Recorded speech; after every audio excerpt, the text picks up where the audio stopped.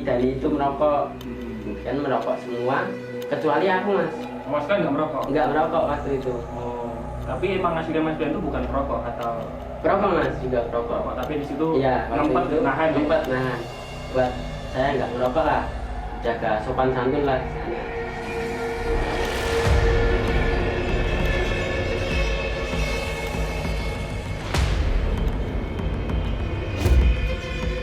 Kemudian naik sama perjalanan kok saya melihat ada yang mengikuti. Oh.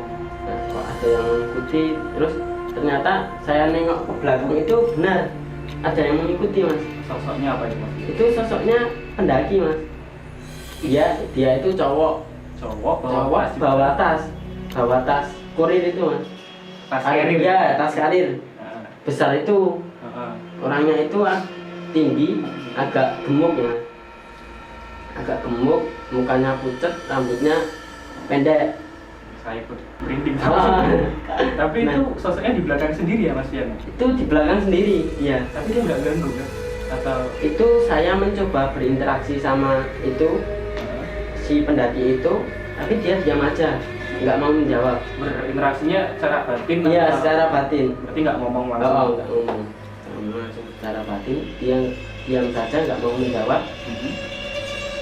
Nah, kemudian kita jalan-jalan, naik terus, kemudian kita sempat istirahat itu masih di kawasan hutan Sukmanya itu, sambil merokok, istirahat itu. Nah, si pendaki itu masih mengikuti mas dari belakang. Kok Nah, serem? serem. Nah, kita sempat ngobrol bercanda-canda. Nah, kemudian si Didi itu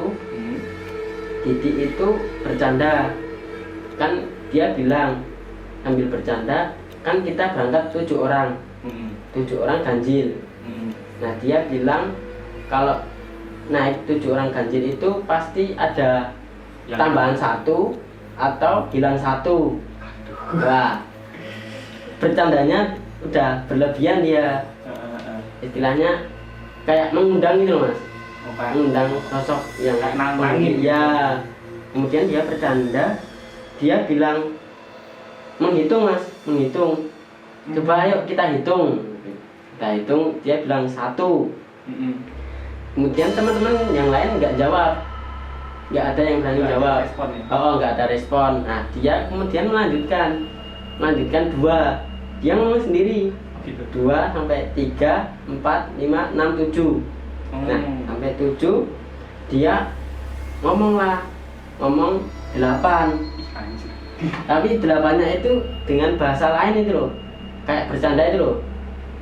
Maksudnya bukan suara dia gitu loh, 8-nya. Berarti ada yang ngomong tapi bukan si orangnya itu? Iya, Tapi itu semuanya dengar itu? iya mas, semua terdengar jelas, semua mendengar itu loh. Bahwa dia itu ngomong 8-nya itu dengan suara yang beda. Tapi mereka nganggapnya itu bercanda. Oh. Nah, setelah itu kita melanjutkan perjalanan naik itu si pendaki itu masih ikut di belakang mas. Gitu. Berarti Iya. pas istirahat selesai naik, tapi pendakinya masih ikut di belakang. Tapi yang selain Mas Fian, orang-orang selain Mas Fian itu nggak tahu ya? Nggak tahu, ya. Di sana kan juga nggak mungkin lah aku bercerita sama teman-teman yang lain. Nanti takutnya mereka pada takut gitu mas.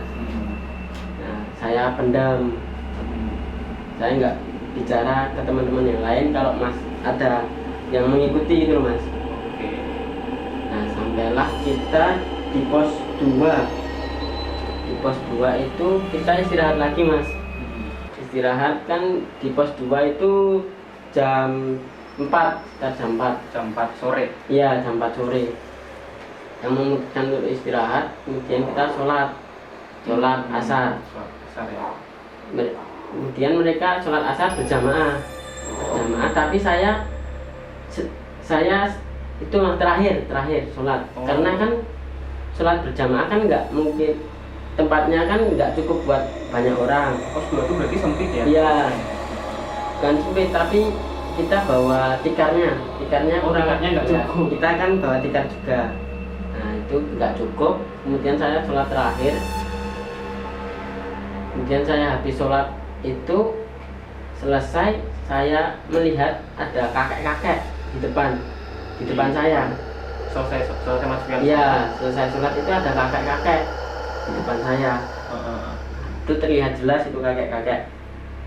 Nah, saya berdoa, kemudian dia ngobrol. Oh, itu langsung diajak bicara kan? Iya, dia ngobrol kayak ngasih isyarat itu Mas. Dia ngobrol, hati-hati lehmu melangkah gitu. Hati-hati lehmu melangkah. Iya, selain hati-hati dalam berjalan ini Mas. Saya cuman dalam hati G. G itu. Kemudian dia hilang. Saya lihat di sekitar itu udah nggak ada pendaki. Pendaki yang mengikuti itu udah hilang. Yang istilahnya dalam tanda kutip hantu. Iya, hantu yang pakai kas karir. Nah, itu dia hilang. Kemudian kita melanjutkan perjalanan lancar-lancar saja Mas. Seperti cuma ada fenomena ya, tapi istilahnya belum nggak mengganggu. Iya, nggak mengganggu. Masih sore juga kita melanjutkan perjalanan sampai di pos 3 kita istirahat lagi. Kita istirahat, makan cemilan, kemudian melanjutkan perjalanan lagi. Sampailah kita di camp area. Camp area itu berarti pos berapa itu? Hampir pos 4, tapi masih bawahnya pos 4. Oh, oke. Ya, masih pos 4. Di bawah pos 4 itu kan ada camp area. Nah, di situ kita sampai camp itu udah jam 6:30. Udah malam. Iya, udah malam. Kita mendirikan tenda. Itu banyak Mas, banyak pendaki lain. Rame berarti? Iya, rame. Kita mendirikan tenda, kemudian itu pakainya tendanya dom atau? Itu pakainya dom yang besar. Oh, dom yang besar. Berapa tenda itu Mas? Itu 4 tenda. Oh. Kita bawa 4 tenda. 7 orang itu bawa 4 tenda. Nah, kemudian kita istirahat makan. Nah, selesai makan kan kita cuci piring ya Mas. Nah, cuci piring kan di sana ada sumber air. Di atas itu ada sumber air. Mata air atau? Iya, mata air. Bukan keran ya? Iya, keran. Oh, itu keran. Iya, udah ada kerannya. Jadi kita tinggal muterin Mas. Oke. Muterin. Nah, kita memanfaatkan itu untuk cuci piring sambil mengambil air untuk diminum lagi. Oke. Nah, waktu saya cuci piring itu saya melihat ada sosok lagi di samping ya, dia itu masih jauh. Dia itu nenek-nenek jauh, tiba-tiba menghampiri saya. Kan saya itu cuci piring sendirian, bergantian cuci piringnya. Saya sendirian, nenek-nenek dari jauh datang Mas, menghampiri saya. Nah, dia datang itu dia mau berinteraksi sama saya. Oh, mau ajak ngobrol ya? Iya, mau ngajak ngobrol. Terus kemudian saya welcome lah sama itu nenek-nenek. Nenek-nenek itu bilang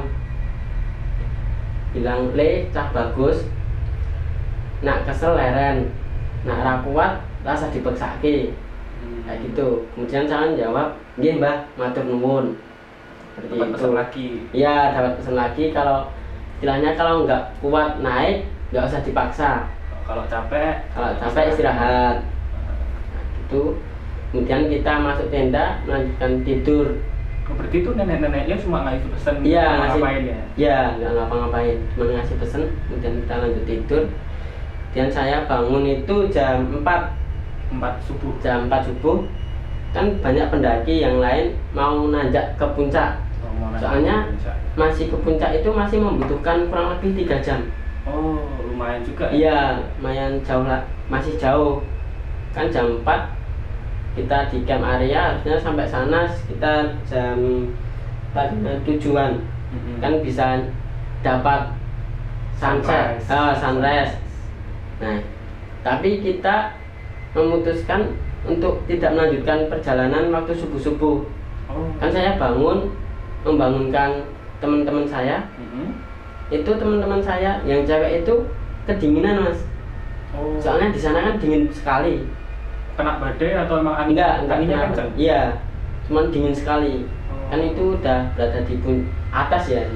Jadi dingin sekali. Di ketinggian 2000 ke atas. Iya, 2000 ke atas sudah. Itu dingin sekali. Di si ceweknya itu nggak kuat, teman-teman saya juga nggak kuat untuk lanjut, ya udah kita memutuskan untuk naik jam 7 pagi. Kemudian kita lanjut tidur lagi, bangun itu sekitar jam 7. Kita prepare buat sarapan dulu, sarapan pagi. Itu udah nggak ada rombongan mas. Udah langsung sepi ya? Iya langsung sepi, pada naik semua. Tapi tenda-tenda masih ada di situ nggak? Masih. Jadi tenda-tenda itu ditinggal di camp area. Naiknya nggak bawa apa-apa mas. Oh cuma mungkin bawa cuma makan snack gitu ya mas ya. Gimana? Kita rombongan itu teman sendiri, kemudian ada rombongan lagi mas satu. Ada rombongan itu mereka sambil masak itu mas, sambil makan. Nah kita hampiri lah itu, kita hampiri, kita tanya kenapa nggak naik ke puncak. Nah katanya dia itu udah capek, udah nggak kuat lagi. Mereka memutuskan untuk tidak naik ke puncak. Begitu. Karena kan ada cewek juga di sana. Oh iya. Ceweknya nggak kuat, ya udah. Mereka nggak lanjut ke puncak, kita lanjut ke puncak. Tapi aku melihat ada tenda jauh, ada orangnya, 1 orang. Tapi itu emang beneran tenda? Iya tenda. Itu kelihatannya juga orang beneran. Dia itu makan mas, makan. Tapi kok sambil ngobrol sama sampingnya. Nah, padahal aku lihat sampingnya nggak ada orang. Oh, Kayak dia ngobrol itu loh sama sampingnya. Nah, aku lihat juga itu nggak kelihatan mas, sosoknya yang diajak ngobrol. Oh, padahal mas Fian sendiri nggak ngelihat ada orang di sampingnya, tapi orangnya itu ngobrol. Iya ngobrol sendiri kan, jaraknya juga agak jauh. Nah, aku nggak memutuskan untuk menghampirinya. Kita tetap lanjut untuk naik ke puncak. Nah sampai puncak kurang lebih 3 jam ya mas. Kan jalannya juga terjal, jam sekali. Kita sampai puncak kurang lebih 3 jam. Tapi nyampe puncak jam 7, jam 10 ya nyampe puncak ya? Iya sekitar jam 10-11. Kan ada berhenti juga. Nah di puncak itu kita bisa melihat keindahan alam mas. Keindahan alam Gunung Sumbing. Berarti cuaca cerah ya waktu itu? Cerah sekali. Cerah sekali, kita bisa melihat Gunung Sindoro dengan jelas. Samping, terus kita bisa melihat di atas awan gitu loh mas. Nah kemudian kita berpencar untuk foto-foto. Cari spot foto masing-masing ya. Kemudian saya bertemu lagi mas, sosok kakek-kakek. Yang tadi di bawah itu? Bukan, beda lagi. Beda lagi. Beda lagi kak. Aku kan sama temenku cewek, cuman berdua itu cari tempat. Nah itu ada kakek-kakek bertiga. Iya, mereka itu duduk. Ada 3 kakek-kakek. 3 kakek-kakek duduk itu kayak mereka itu meditasi. Tapi itu kakek-kakeknya beneran real atau bukan? Iya, masih dalam kutip halus ya. Karena kan nggak mungkin kan kakek-kakek masa sampai ke puncak. Ya, kurang tahu juga. Siapa tahu itu kunci. Saya melihat kakek-kakek itu mereka pada meditasi, kayak berdoa itu loh mas. Duduk melingkar, bertiga itu melingkar. Itu ya cuman saya liatin, saya nggak ganggu gitu loh mas. Nah kita kemudian turun dari puncak itu sekitar jam 2. Jam 2 turun itu udah nggak ada rombongan lagi mas. Jadi kita terakhir. Berarti berangkat terakhir, pulang juga terakhir, nggak ada rombongan lain. Iya. Nah kita turun. Kalau harus diminum belum mas Fian? Oh iya siap. Kemudian kita memutuskan untuk perjalanan turun itu jam 2 mas. Jam 2 siang kita sampai camp area itu sekitar jam 4. Berarti 2 jam perjalanan. Iya. Lebih cepat 1 jam kira-kira itu. Iya, soalnya kan turun lebih cepat turunnya kan. Soalnya kan nanjak sekali. Kita sampai camp area itu jam 4, kita istirahat, makan dulu, kemudian jam 6 habis maghrib kita melanjutkan perjalanan turun. Oh, turunnya malam? Iya, malam kita turun. Kita jam 6 itu turun. Kemudian sampailah kita di pos 2. pos 2 yang ketemu kakek-kakek iya saran iya nah ketemu di pos 2 itu kita istirahat dulu, kemudian teman-teman saya pada duduk, saya berdiri sendiri sambil memegang senter. Saya melihat ke atas, ke arah jalur pendakian yang dilewati kita tadi itu loh mas. Nah saya senterin ke atas, kok tiba-tiba ada sosok hitam besar. Oh, istilahnya itu kayak genderuwo itu mas. Genderuwo ya? Iya, itu besar sekali. Tiba-tiba dia itu menabrak saya mas. Terus gitu nabrak, saya sempat sesek itu. Mas Piannya nggak jatuh? Enggak jatuh, sampai sesek. Gini loh mas, tahan nafas. Kemudian saya sadar, saya batuk-batuk mas. Saya batuk-batuk kan ditabrak. Seperti itu kan kuat kan ya mas. Kuat saya batuk-batuk itu, teman-teman saya pada bilang kenapa. Tapi saya jawab nggak apa-apa ini mas. Masih dipendam juga ya? Iya masih dipendam. Itu istilahnya genderuwo itu nggak suka kalau ada seseorang yang bisa melihat dia itu mas. Oh, merinding saya mas ya? Iya, dia kayak nggak suka sama saya. Kok bisa melihat wujud saya itu loh. Tiba-tiba nyerang saya, nyerang nabrak itu. Sosok gaibnya itu gak genderuwo itu bisa mempengaruhi fisiknya manusia juga? Iya, tergantung sama kekuatan mereka masing-masing. Oh. Kan mereka juga punya kekuatan mas. Energi gitu ya istilahnya? Iya energi. Kemudian setelah nabrak hilang lah dia. Oh berarti habis nabrak mas? Cuma nabrak aja. Hilang wujudnya? Hilang. Nggak tahu kemana? Iya nggak tahu kemana. Kemudian kita melanjutkan perjalanan turun. Sampailah di hutan, kembali ke hutan Sukmanya tadi. Oh, masuk ke hutan Sukmanya? Iya masuk ke wilayah hutan Sukma. Nah di situ itu seperti saya sudah ditungguin sama makhluk-makhluk halus itu mas. Oh, saya sudah ditungguin di sana. Itu nah gimana itu? Jadi banyak sekali mas, jejer-jejer itu loh, kayak kelihatan. Iya kelihatan, kayak nungguin saya itu loh, nungguin saya untuk lewat di daerah wilayah mereka itu loh. Tapi mereka nungguin itu dalam artian mengancam? Enggak mengancam, cuman diam aja mas. Kayak mereka nggak suka terhadap saya itu loh mas. Tapi ketika Mas Pian melihat sosok itu kan banyak itu Mas Pian? Iya banyak. Itu teman-temannya Mas Pian nggak merasakan sesuatu? Nggak merasakan sesuatu kan, mereka nggak bisa melihat juga kan. Nah di situ tuh saya melihat ada sosok pocong juga mas. Sosok pocong di depan, kemudian sampingnya lagi ada sosok Mbak Kunti lah istilahnya. Itu Mas Pian di barisan paling depan ya? Iya di depan saya.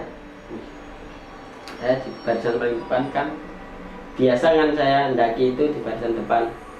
Nah itu saya melihat itu ada pocong, Mbak Kunti, sama ada satu lagi anak kecil.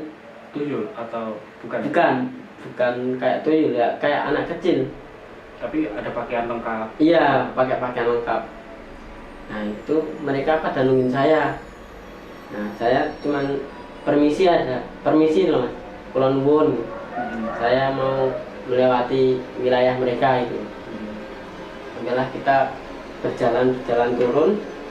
Kemudian temen saya yang cewek, pacarnya Dani itu, dia diganggu mas. Diusinin sama makhluk halus, kayak didorong gitu mas. Dijorokin lah istilahnya, dorong jatuh sampai dia itu keseleo kakinya. Waduh.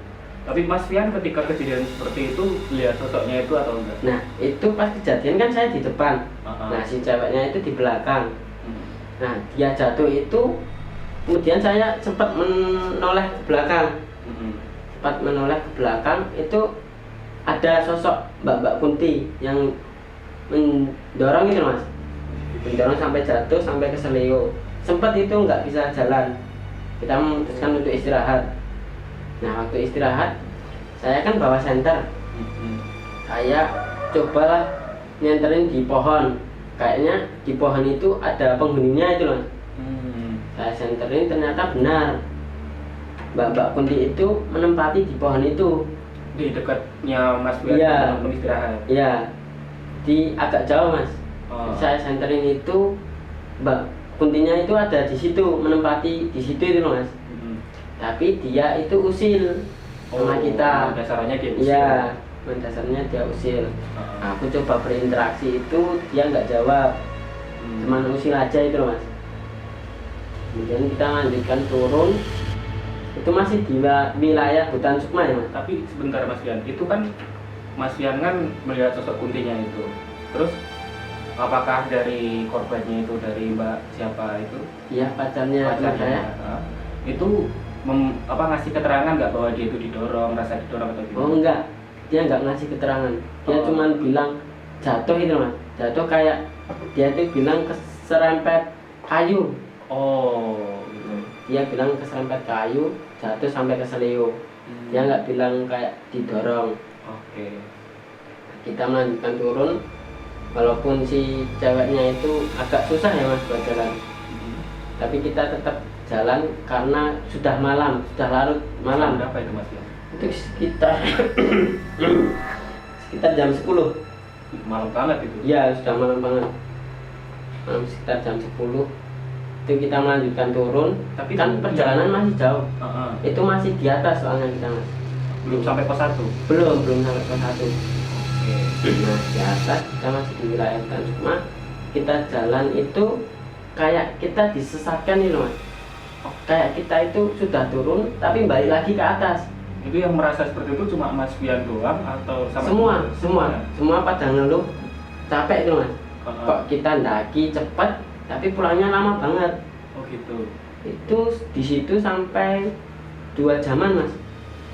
Jam 10 sampai jam 12 itu masih di situ. Belum sampai pos 1 juga? Belum sampai. Nah makanya itu pada ngeluh kok lama banget. Ternyata kita disesatkan itu oleh penunggu-penunggu di sana. Nah setelah itu semua pada minta istirahatlah kita. Nah saya istirahat sambil berdoa kepada Tuhan Yang Maha Esa buat dilancarkan perjalanan kita itu mas. Supaya tidak ada yang ganggu lagi. Itu saya berdoa itu sekitar 5 menit istirahat sambil berdoa. Selesai berdoa kita lanjut turun. Kita lanjut turun itu nggak sampai 10 menit ya mas, nggak sampai 5 menit ya, sekitar 5 menitan kita udah sampai di pos 1. Nah cepat juga, cepat sekali mas. Setelah aku berdoa itu kita diperlancar untuk perjalanan itu sampai di pos 1. Di pos 1 kita istirahat. Pos 1 kan turun lagi, kemudian gunung itu gerbang pendakian. Nah di pos 1 itu kita rencana untuk menelpon ojek. Kan katanya ojek kan 24 jam. Nah waktu itu kok nggak bisa dihubungin. Ojeknya itu udah sampai di gerbangnya? Bukan, masih di pos 1. Ya, kita prepare untuk menghubungi ojek biar pas itu loh mas. Si ojek naik, kita turun pas. Rencananya ketemu di gerbang pendakian, tapi nggak bisa dihubungin. Semua karena yang ada sinyal ojek di atas itu atau? Ada mas, ada sinyal. Jadi ada beberapa yang mempunyai sinyal. Jadi kita nelpon itu berderi mas, tapi nggak diangkat. Mungkin pada tidur, ya mungkin pada istirahat. Nah kita istirahat lama di situ, lama mas sampai jam 1. Soalnya kan capek sekali. Kita menunggu kepastian ojeknya juga nggak ada respon. Kemudian kita melanjutkan turun mas. Turun tanpa naik ojek. Oh dari gerbangnya langsung turun ke base Iya, camp? turun ke base camp. Nah, kita turun itu perjalanan lama ya mas. Cukup paling sekitar jam 2-an kita sudah sampai di base camp. Nah itu kita dengan sampai di pos 1 sampai di base camp itu nggak ada ganjal apa-apa mas. Setelahnya kita udah dilindungi gitu mas. Saya udah berdoa supaya diperlancar. Nah sampailah kita di base camp itu jam 2. Berarti perjalanan turunnya malah lebih lama dari naik? Iya lama turunnya malah. Padahal kan harusnya turun itu cepat ya mas. Soalnya kita nggak banyak istirahat, kita terus melangkah turun, harusnya cepat. Enak, tapi karena disesatkan iya, sempat disesatkan itu. Disesatkan itu juga lama, itu sekitar 2 jaman. Tapi waktu sampai di base camp selamat. Iya, selamat semua. Selamat semua. Kemudian kita melanjutkan untuk istirahat di base camp. Kemudian pulangnya itu pagi. Pagi kita pulang ke Jogja. Pagi itu berarti selepas subuh. Iya, pas jam 6-an. Kita melanjutkan pulang. Nah, kita selama pulang itu dengan selamat. Nggak ada gangguan apa-apa lagi. Berarti dari rombongannya Mas Pian itu udah sampai rumah selamat semua. Iya. Dan di rumah juga nggak ada gangguan sama sekali. Iya, alhamdulillah nggak ada yang ngikut itu Mas. Nggak ada yang ngikut sampai rumah. Oke, baik sahabat RBR dimanapun kalian berada, itulah secari kisah dari Mas Pian di mana dia memiliki pengalaman goib, pengalaman mistis di pendakiannya untuk mendaki Gunung Sumbing. Mungkin di awal kisah tidak ada gangguan apapun, tidak ada firasat apapun yang akan menimpa rombongannya Mas Pian. Namun ketika di akhir perjalanan ternyata rombongan Mas Pian ini diganggu oleh sosok-sosok goib, di mana tadi yang seperti dijelaskan Mas Pian, ada sosok genderuwo dan juga ada sosok kuntilanak dan juga ada segerombolan makhluk gaib yang ternyata itu mengganggu mereka sampai menyesatkan waktu di jalan menuju pulang. Sampai usil mendorong juga. Sampai ada usil mendorong juga.